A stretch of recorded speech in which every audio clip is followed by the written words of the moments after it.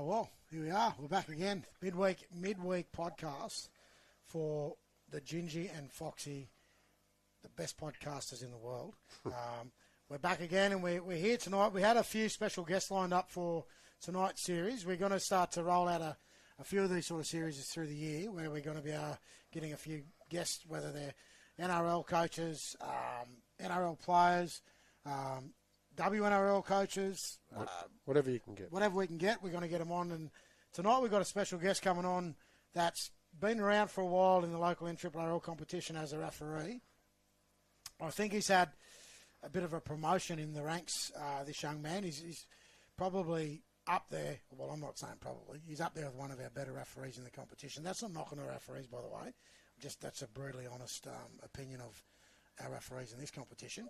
And we think, they're all great and they're all doing a good job. But tonight we're going to have one of our young and up-and-coming referees, not just now as a referee, as I said earlier. He's also rising in the ranks of the official side of that as well. Young Jack. So young Jack's going to be coming tonight. We've had him here, I think he was on here a year or two ago. He's been on before, yeah. He's been on before. But here he is, ladies and gentlemen. How are you, Jack? Not bad. Benji, Foxy, thanks for having me on. Mate, thanks for coming on and thanks for taking up time. I know it's probably keeping you up from your bedtime stories by Mum, before she puts you down to bed tonight. But that being said, we honestly, mate, on a serious note, we do thank you for coming on tonight and giving us a bit of an insight into the refereeing world in general. We're going to have a bit of a chat about how things are going this year in the NRRRL competition, what it's like for you guys, the guys that make the blow the whistle and make sure that the rules are and the game's played in the way that it should be. So, mate, we've been given I'm just going to be really honest about this as well. We've been given a raft of questions that we can ask. We probably have to stick to that, but you know what I'm like. I also like to step outside the box at times, and we may ask one or two questions outside of that, but we will be within the realm of what we're here to talk about. So, mate, just on you, how you been going, mate? How was your pre-season, should I say? Yeah, good. Been going pretty good. Had a good break in the off season. Picked up an injury pretty much straight after the season finished, so skipped most of the pre-season, which is showing at the moment. But other than that, sort of keen to get back into it. Fortunate enough to be involved in the New South Wales and Queensland junior reps again this year. So you're up there, up in Queensland or up in the Queensland Cup? Yeah, so train with the Queensland squad. It's a little bit closer than going to Sydney. Yep. I was fortunate enough, did a SG ball trial, Knights vs Titans. Nice. In Coffs Harbour. And I ended up making my way into Melbourne Inter Cup, under-19 statewide comp in Queensland. So how many games did you do this year up there in the Cup? Up in Queensland, I think I did 4 out of the 9 rounds. Oh, that's pretty good. I was tied up in New South Wales for I think 3 of them, and just out with work stuff for the others. So 9-week comp up in Queensland, followed by finals, and then they move on from the junior reps and continue with just the BMD women's competition and the Host Plus Cup. Yep. So your focus now, obviously, all that being done, mate, your focus this year's on the NRRRL competition. I just mentioned earlier that you've sort of ventured yourself out, not just into the refereeing games per se, but you've also ventured into the official part of the referees side of things as well with your role in the NRRRL. Yeah, so last year I was lucky enough to be brought on as the coaching and development director, sort of overseeing all 3 competitions for coaching and development, and then this year I was elected to step into the president role. So currently the president for the referees in the NRRRL Group 1 and Group 18. Mate, I would suggest, and I don't know if this is correct or not, but I'd say you'd probably be the youngest ever referee appointed to that position in my time. I think that I could be wrong, but I think I'm pretty much on the money with that. Yeah, probably. Yeah, I was only only 20 when I took it on end of last year, and definitely has its challenges when you go to meetings and most other presidents of clubs are 50 or 60, and you're a fresh 20-year-old walking in the room. I think it's great. Like, to be honest, it's a fresh look in the game, and I think with where the game's going in the modern day, not just the way it's played at the NRL level and WNRL levels, but down to the cup levels that you've just talked about, coaching, refereeing, that transition gives you a better, I think, that really good view of the game on a local level as well. So we're pretty appreciative of that, I think. Yeah, no, it's definitely a good opportunity, and I think it's probably, previously had Corey Cox in the position, who was also in his pretty young when he took it on, but I think definitely having that relation to a lot of the younger juniors, helping to bring them into seniors, definitely helps. Probably something that probably hasn't happened before. I don't think it's easy for teenagers to relate to a 50, 60-year-old referee, whereas a younger board or younger president definitely helps to develop our game for the future. Yeah, no, that's really good, mate. And as I said, we're definitely really appreciative of that and the role you're playing within the local competition and trying to grow not just the game in general, but trying to particularly grow the refereeing ranks in the competition. So we've got a range of questions we're going to ask you outside of that, mate, and we're going to take in turns with that, me and the big Foxy. So I'm going to hand the first question over. You go first. Foxy wants me to ask the first question, which I've probably asked about 3 already. But so, mate, obviously you've had some issues this year with some numbers in refereeing ranks across the board in the NRRRL. So why do you think it's the numbers at the moment are as low as what they are in our ranks of referees for this particular season? So I've had a bit of a think about this in the off season. Definitely something that I've had to take on. I think it's been building for a couple of years, and I think the last 2 years in particular have been fairly difficult. Bringing in a 7th ground is just something that I don't think we may have prepared for maybe long term 5 years ago. Yeah. And then obviously now you look at the competitions around us, like the Gold Coast competition only has three A grade games a week, and the group below us only has 3. And our competition has 7 every week, yep, along with 7 Reggies, 7 18s, and 7 plus women's games. Yes. Yeah. We also range really far, so between Lower and Tweed, so nearly a 2-hour travel distance, which just makes it very hard to manage. Sort of overseeing every single referee's individual thoughts and where they're at and how we can assist them. But I know we have over 100 referees registered, which is actually pretty incredible numbers. But you look at that, and a lot of them are juniors, first, second, third year refs, and they're just not ready to step into seniors. Yep. I also think over the last 10 plus years, we've also lost a lot of our referees into the representative competition that go to Queensland. Yep. They've recently approved it so you can referee rep up there, but still come back to clubland down here, which is basically what I'm doing. So without that, you probably would have lost me this year or last year. Yep. So I think that's definitely a step that we've taken for the future, sort of to prevent losing more referees, more of our sort of young elite referees going up to the Gold Coast and Brisbane.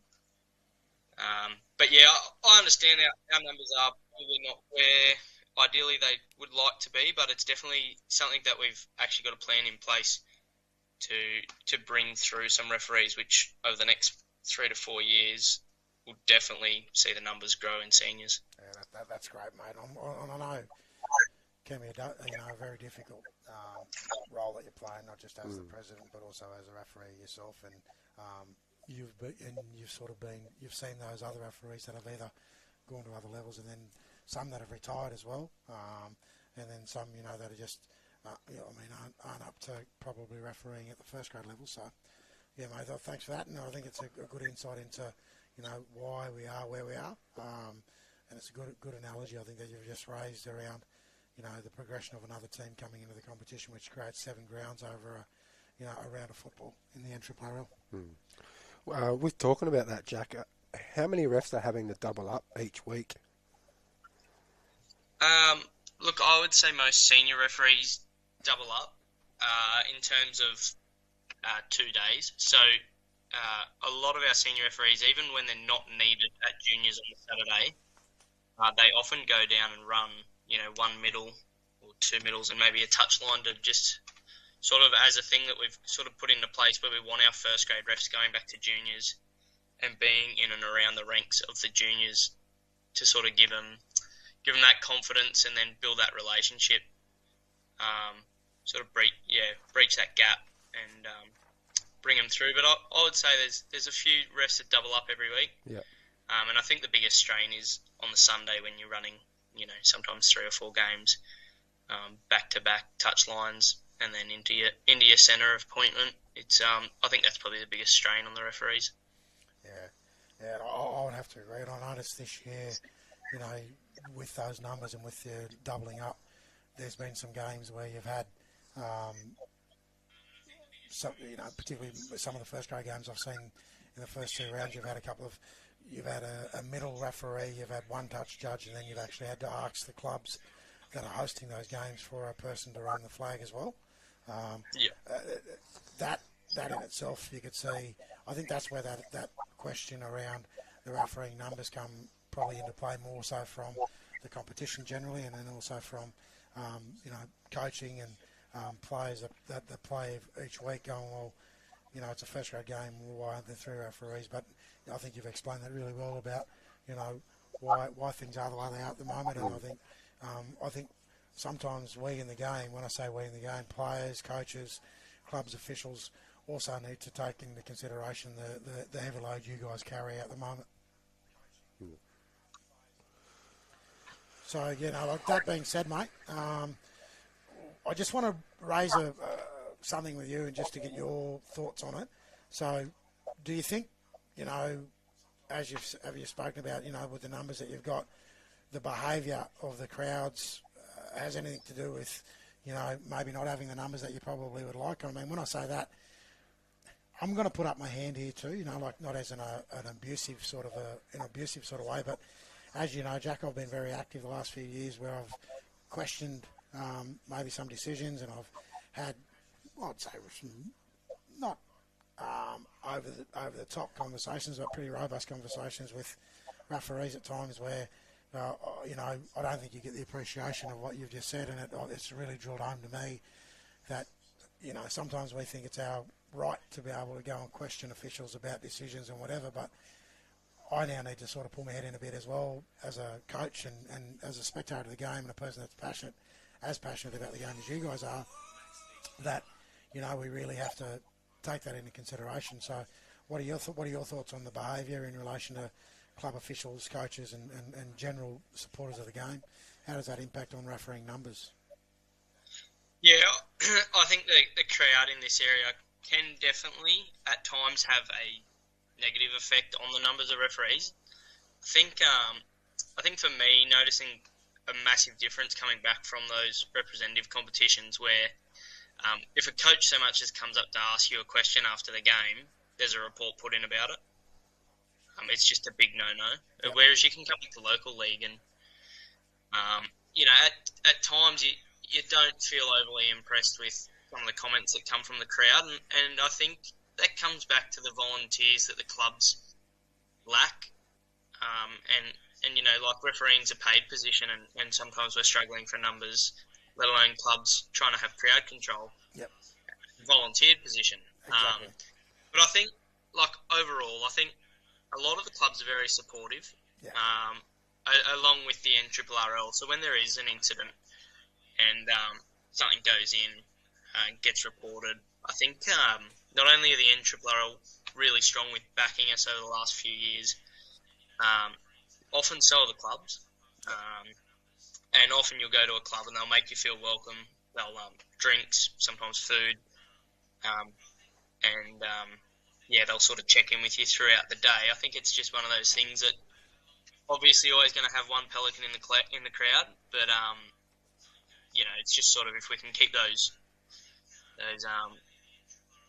extensive comments that go a little bit too far. If you can keep them down, I think across the line, I don't really have a problem with a little bit of a heckle here and there. Yeah. And I think I'm glad to hear you say that. I mean, I think for me, particularly our younger referees that are coming through, I mean, and the majority of those younger blokes that you talked about earlier come through the ranks, but they also run a lot of touch lines. And I think they probably hear more from those vocal people in clubland, supporters of clubs that maybe sometimes do cross the line. So I think that could also have some impact on those young blokes and those young girls that are coming through the ranks.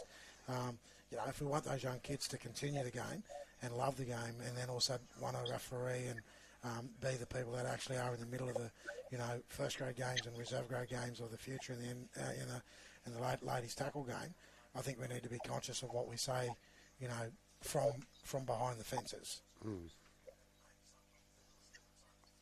Yeah, definitely. My next question, Jack. I reckon you could see me as a touch judge, eh? I'm talking him in, by the way, Jack. We've had a conversation off the record before you come on, and I am going to put a nomination forward before we get to the end of this. So for people, a person coming into the ranks, for people like me, Jack, that might be thinking about becoming a touch judge or a referee, are there any courses happening at the moment for new refs or touch judges or? Yeah, so I've written this one down. Basically, there's one, I think there is one coming up. If not, we are sending one out. But we did have, we put 2 on this year for new referees. We went to all the groups and all the clubs and said we'll actually put more on, even if you only get 1 or 2 referees. If you wish, for us to run a course just at your club for your local people, then please let us know and we'll come down and run a course. However, we had pretty much every club say yes, yes, yes. And then when, push came to shove, I think people sort of got a little bit frightened of doing it. And one of our courses we were going to run actually, in the end, didn't have anyone register to it, which is a little bit disappointing. So we advertised for our second course, which was held only 2 weeks ago, and we were fortunate enough to get 12 officials there. Oh, so cool. some of them were young, 13, 14-year-old players, and there was a few adults in there too that sort of had just seen the post up and obviously seen that, why not give it a crack and have a bit of a look into it. But other than that, we are looking at running a course sort of midway through the year. We'll get that registered with the NRRRL, and then Josh, our secretary, normally runs them. I'll come along too, and we sort of just an open thing. It's a pretty easy course. It just sort of guides you through it, gets you a ticket for basically ref under 6s to 12s, and then you can progress pretty quickly from there into a 13s to 15s, and then into just the 16s plus, which basically allows you to go into pretty much any competition. You can see me running a line, can't you? Yeah. So we will have, just so going back to that, we do have a nomination for you for the next course. Can you please ensure that the Big Foxy gets the email, or contact us on our if you're not already a member or a member of our Facebook page, mate, jump on and join. I'm ready to go. And when you do, all those courses that we'd love to help you. So any of those courses that come up locally or anything that you think might be worthwhile, jump onto the Gingy and Foxy Facebook page. Mate, we'll give you a plug whenever you guys need it. We think, we know we can't have a game without you. It's as simple as that. We may not agree sometimes as coaches. We may not agree sometimes as supporters and whatnot in the crowd. And it's easier to judge from the outside looking in. I've been lucky to complete a referee's course a few years back. Have you? Yeah, I've actually done it. I was actually a registered referee. I actually refereed up to 16s. Have you reffed a game? Yeah, I've actually refereed. I did a whole season of under 16s in the Group 19 competition. And I did it, and I'll tell you what, it gave me another appreciation for what the guys in the middle have to endure. Even though I'm probably the biggest person you have to endure at times. I think I'm getting better.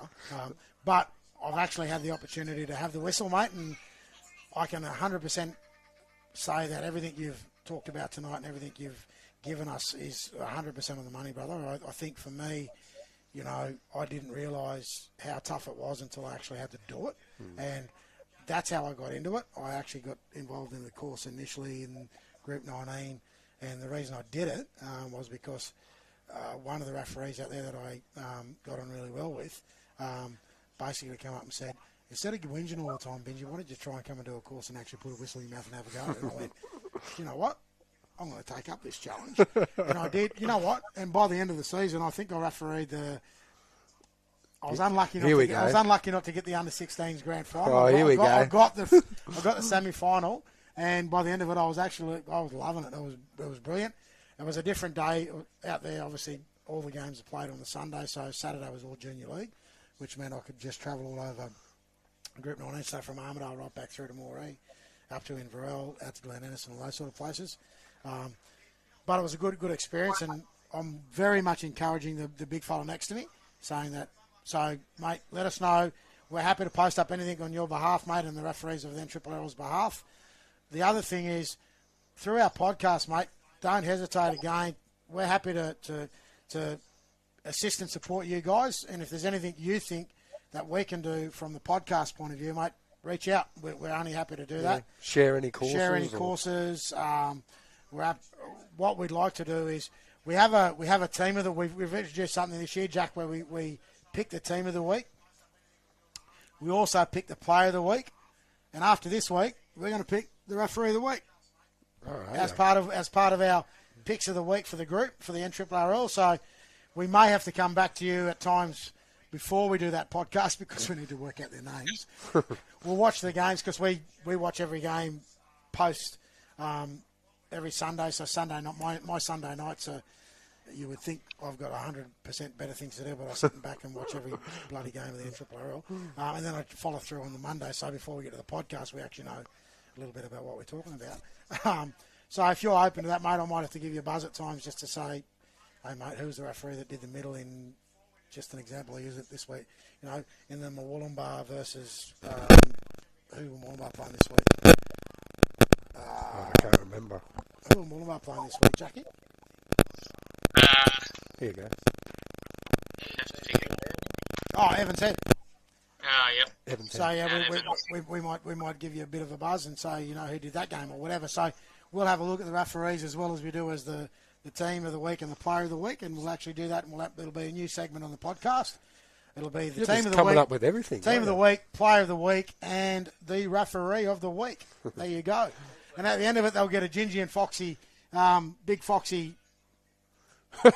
memorabilia. We'll get the referee of the year. We'll get a stubby holder. He's making this up on the spot. They'll get a Gingy and Foxy cap. They'll get a Gingy and Foxy shirt. And if there's any ladies, we've got pink ones as well. And we'll also get, you'll get a coffee cup for, I mean, you know, the only person that's going to need the coffee cup is Josh Gollum because he's an old man now. So he'll get the coffee cup. I might have to recommend myself after a few games this year. I might keep a tally on. No, we pick it. You don't pick it. Yeah.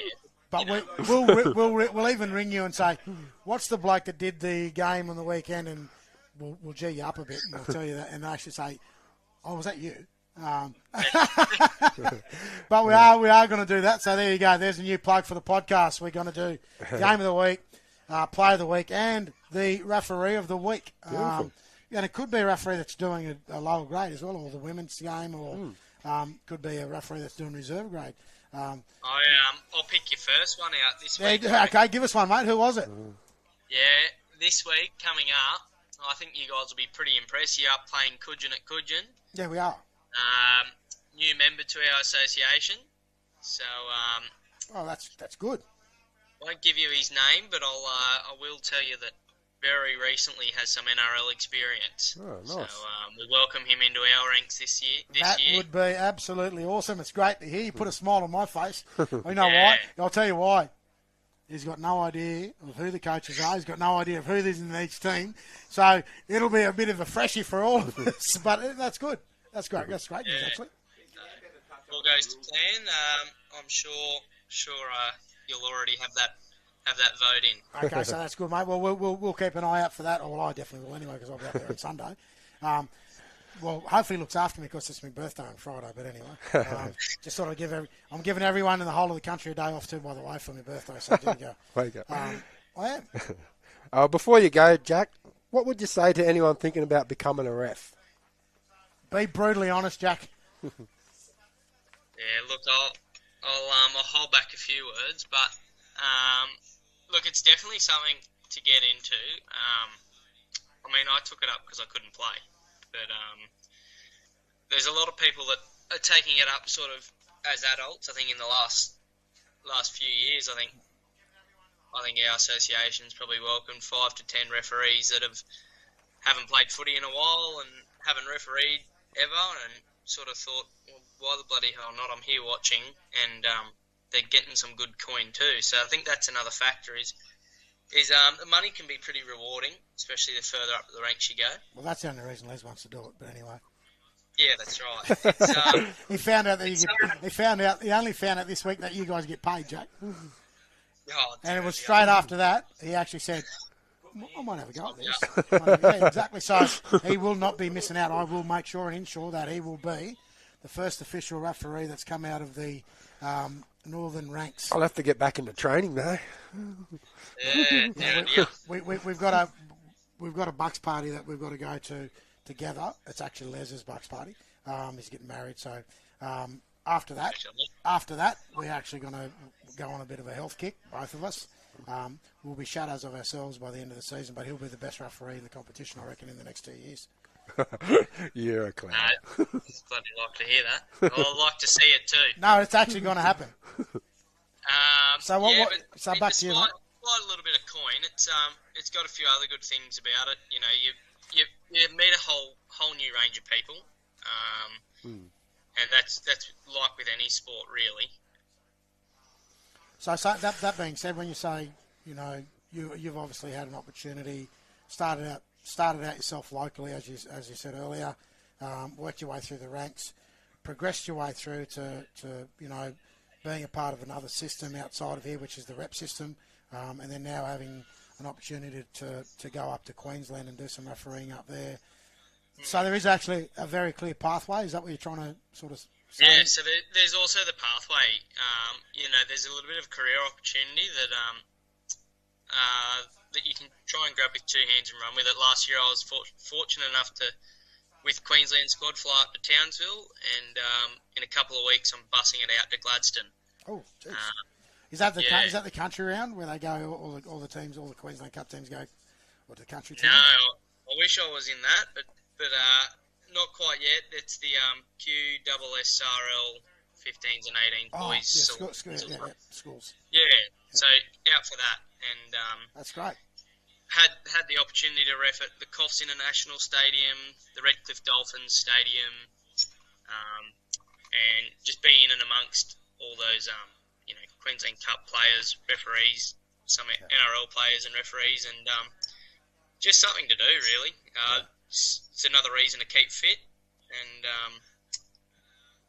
I think if you're sitting there watching the footy and the thought comes to mind of I could do it or might be worth a shot, I think, you know, what have you got to lose, really? Exactly. Yeah, mate. Well, that's it. Yeah, that's great, man. Mate, I'll tell you what. You're our first, by the way. Congratulations as well. You're the first official person to come on the Gingy and Foxy podcast for 2025, being interviewed. So, mate, we really do appreciate your time and your insight into the game as a referee and an official in the game. But more importantly, mate, just as a great young man and a bloke that has now progressed his way through to becoming a president of the referees in the NRRRL, a massive achievement for a young man as well, mate. So congratulations on those things. Thanks for coming on and taking out the time, as I said earlier. Thanks to all the refs. Thanks do to all the a great referees job for the every competition weekend. This year. Great, they do a great job every weekend, and as I said, we can't do it without you, mate. Yep. You know that, and we know that. So, thank you very much, guys. Thanks for having me on, and I look forward to seeing you in the next couple of weeks. No worries, brother. We'll and stay safe and keep doing a great job, brother. Beautiful. Thanks, Thank you. guys. See you, mate. So, yeah.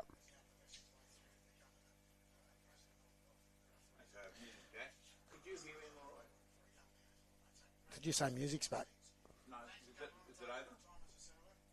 Yep, that's us. That's us. So there. So are we still on live? Wrap it. Oh, sorry. How about that? We're sitting here just having a good general conversation. Wrap it up, Benji. We're going to wrap it up. We're going to wrap it up here. So there you go, everybody in podcast land. That was our first interview for the year. I'm trying to recover here big time. First interview for the year. Young Jack, our president of the NRRRL referees, and a great young man and a great young referee in our competition. We've got some other interesting interviews to come in the next few weeks. Once Goffey sorts his shit out. We're going off Skype and we're going to be using Teams. Me and Les have no idea what that means. But we're going to be, our next interviews will be with Nathan Cross, local Byron Bay legend. And now Dragons, WNRL team coach for 2025. And then that'll be followed by another interview with our current NRRRL president, Max the Man Beecher. Yeah, so that'll be some good stay tuned. Yeah. So what do you reckon? What do you reckon? That's us for the night. Yep. Yeah. So out.